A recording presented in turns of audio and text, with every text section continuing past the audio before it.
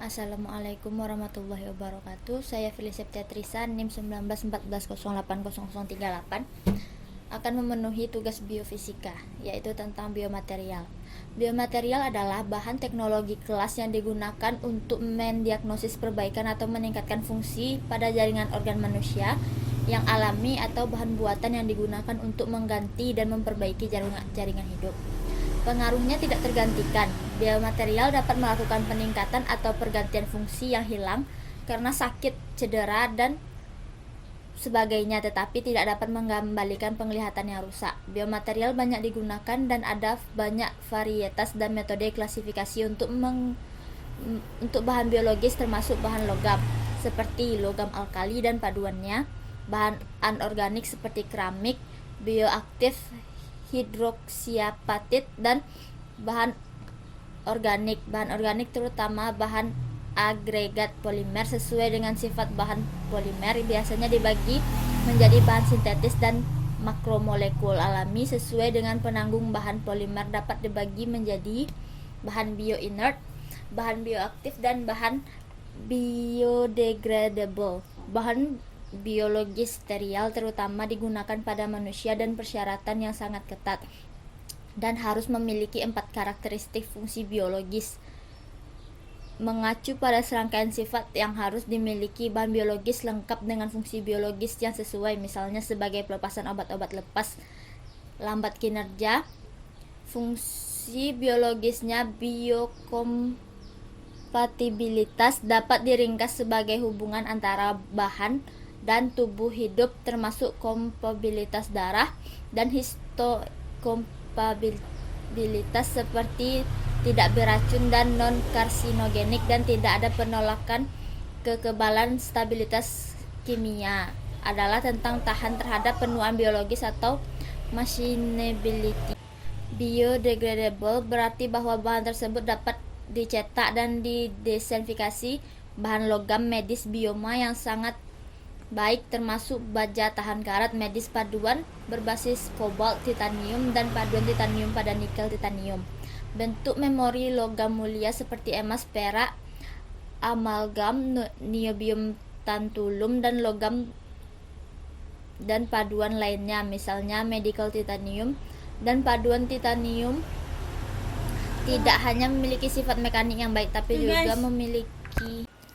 tetapi juga memiliki biokompatibilitas yang baik di bawah lingkungan fisiologis. Mereka banyak digunakan dalam pembuatan sendi buatan seperti lutut dan siku dan bahu. Selain itu, paduan titanium juga digunakan dalam sistem kardiovaskular. Polimer biomedis diklasifikasi menjadi bahan jaringan lunak, bahan jaringan keras, dan bahan biodegradable.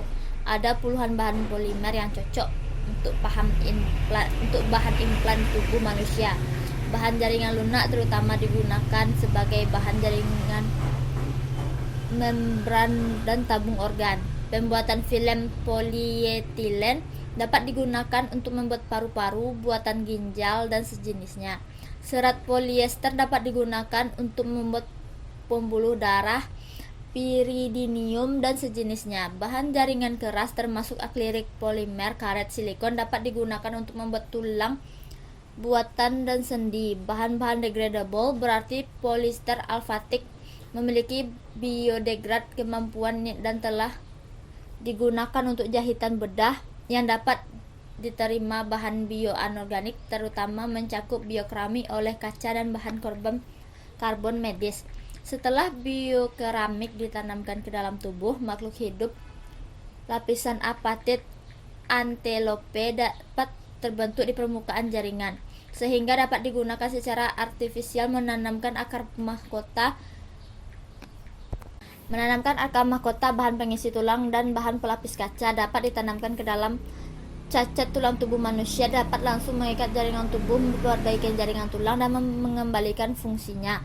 Bahan karbon medis relatif stabil dalam lingkungan fisiologis dan telah banyak digunakan untuk perbaikan sistem kardiovaskular seperti katup jantung buatan dan pembuluh darah buatan. Juga dapat digunakan sebagai pelapis tirail untuk logam polimer. Di sekitar Amerika Serikat, 45% dari 250.000 prosedur penggantian katup yang dilakukan setiap tahun melibatkan implan katup mekanis Katup yang paling banyak digunakan adalah kepercayaan menyala katup buang atau ST Jude valve. Mekanik melibatkan dua cakram setengah lingkaran yang bergerak maju mundur dengan keduanya, memungkinkan aliran darah serta kemampuan untuk membentuk segel terhadap aliran katup, dilapisi dengan karbon pirolatik dan didiamkan ke jaringan sekitarnya dengan jaring kain tenun disebut dengan Dacron mesh, atau mungkin jaringan tubuh untuk tumbuh sementara dengan menggunakan katup. Sebagian besar waktu jaringan